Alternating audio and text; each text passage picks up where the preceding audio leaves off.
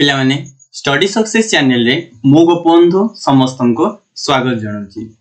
आमे तम political science बही भारत रे संघवाद आलोचना करुथिले। आमे सेथिरे पढिथिले जे संघीय राष्ट्र काहा कहबा, ऐकिक राष्ट्र काहा कहबा, संघीय राष्ट्र लक्षण गुडी को बा वैशिष्ट्य गुडी को ए सब जिंस आमे आलोचना करैथिले।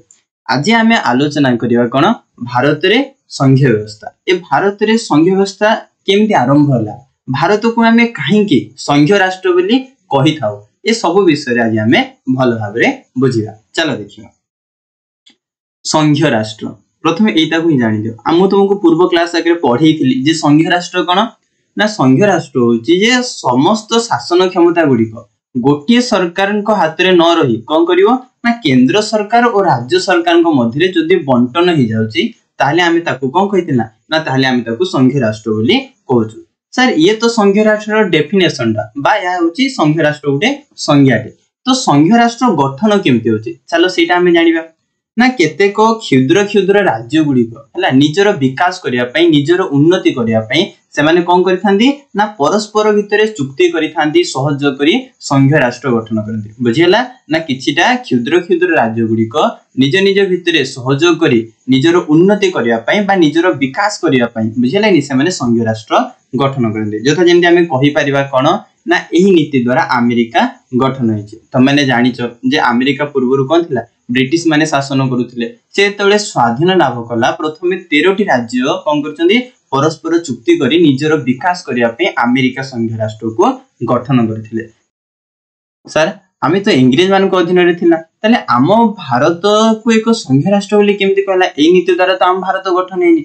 तेबे चला हमें बुझिबा भारत संघीय राष्ट्र रूपे केमिति हिसाब रे परिणत होला। बुझिला देखो, तो आमको इंग्लिश माने कोन करुथिले, शासन करुथिले।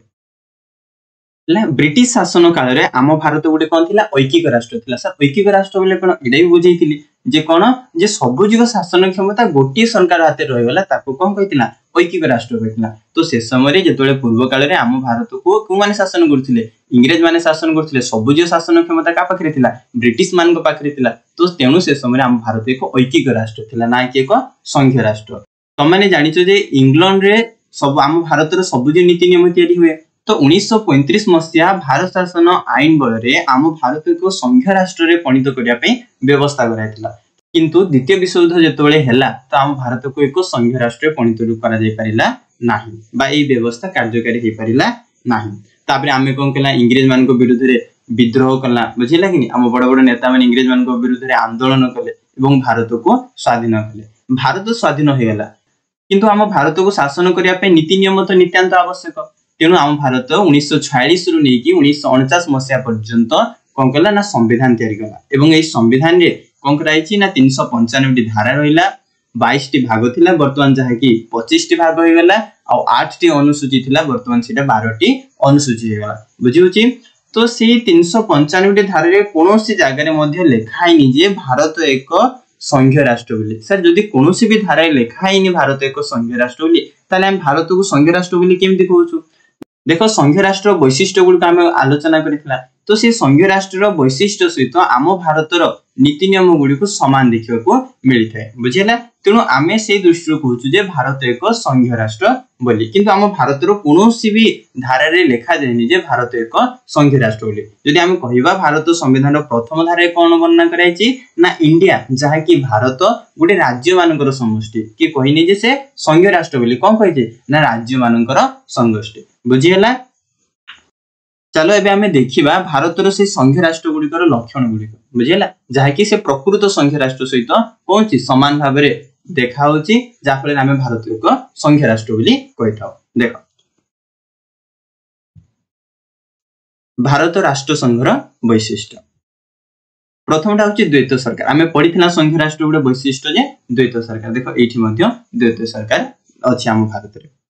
तो प्रत्येक संघीय राष्ट्र 2 स्तर रे सरकार थांती। जो संघीय राष्ट्र होछि प्रत्येक संघीय राष्ट्र केतरा स्तर रे सरकार होचंदी, 2 स्तर रे। गुडे केंद्र स्तर रे केंद्र सरकार होई थांदी, आ गुडे राज्य स्तर रे कोन थांदी ना, राज्य सरकार गुडी को थांदी। सर केंद्र सरकार काम कोन ना, ये समग्र देश को शासन करि थांदी, आ समग्र देश पय आईन प्रणयन करि थांदी। बुझियला, तापर जदि आम कहबा कोन राज्य सरकार सर काम कोन नै राज्य सरकार माने निज राज्यर सीमा भितर ही से शासन करथांती आ निज राज्यर सीमा भितर ही से माने कोन करथांती आंगो आईन प्रणयन करथांती। जदि आम उदाहरण स्वरूप आम ओडिसा को धरबा ओडिसा रो विधानसभा रे कोनोसी गुडी नीति नियम तयारी हला बुझियला तो सेटा जाकी छत्तीसगढ़ किबा अन्य को राज्य रे कहबो लागू ही परिबो कि ना तो राज्य सरकार माने निजर सीमा भितर ही से शासन करि परिबे निजर सीमा भितर ही आईन प्रणयन लागू कर परिबे बुझियला।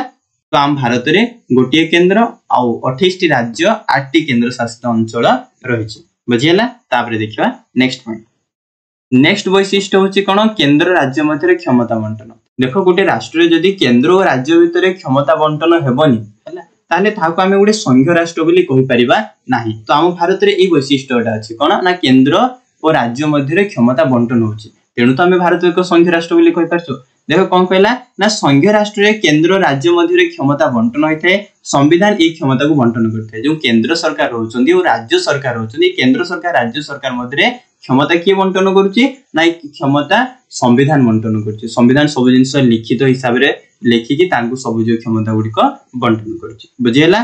तापर अन्य संघीय राष्ट्र भली संविधान केंद्र राज्य मध्य क्षमता बंटन करथे अन्य राष्ट्र संघ रे जेमती क्षमता बंटन होची केंद्र और राज्य मध्य आम भारत रे मध्य सेमती बंटन होची। संविधान रो 7म अनुसूची रे केंद्र राज्य मध्य थिबा क्षमता को 3 गोटी तालिका मध्य बंटन कराइछि। तो आम भारतीय संविधान रो हम कहितले तुमको वर्तमान केतरा अनुसूची अछि ना 12टा अनुसूची अछि से 12टा अनुसूची रो 7म अनुसूची रे केंद्र और राज्य मध्य रे 3 गोटी तालिका को देकी कोन कराछि सब जो क्षमता गुडी को बंटन कराइछि हैला। से सार 3टी तालिका कोन कोन ना गोटे केंद्र तालिका राज्य तालिका आ होछि युग्म तालिका ए 3टा तालिका को नेकी से मानक भितर कोन कराइछि केंद्र सरकार राज्य सरकार मध्य रे क्षमता गुडी को बंटन कराइछि। ए 3टी तालिका विषय रे आमे पर वीडियो रे विस्तृत भाव रे आलोचना करिवा एथिरे तमे एबे चिंता करियार कोनोसी आवश्यकता नै बुझियला। तापर देखो नेक्स्ट पॉइंट ए 3 गोटी तालिका व्यतीत अवशिष्ट बलगा क्षमता मध्ये व्यवस्था कराइछि। देखो ए 3टा तालिका को छाडी देले आउटे मध्ये हम भारत रे कोनसी गुटे क्षमता रहिछि अवशिष्ट बलगा क्षमता हैला सेटा केंद्र सरकार को दिया हैछि बुझियला। तो एमिति हिसाब रे केंद्र राज्य मध्ये रे कोनसी क्षमता गुडी को बंटन कराइछि। तो आज हमें ए हम भारत संघीय राष्ट्र दीटा ही वैशिष्ट्य आलोचना कला नेक्स्ट विषय आउ किछिटा वैशिष्ट्य आलोचना करिया। जदि आपण मानकु आम वीडियो पसंद लागुछि तेबे लाइक करंतु एवं अधिक शेयर करंतु और चैनल को सब्सक्राइब मध्य करंतु। धन्यवाद।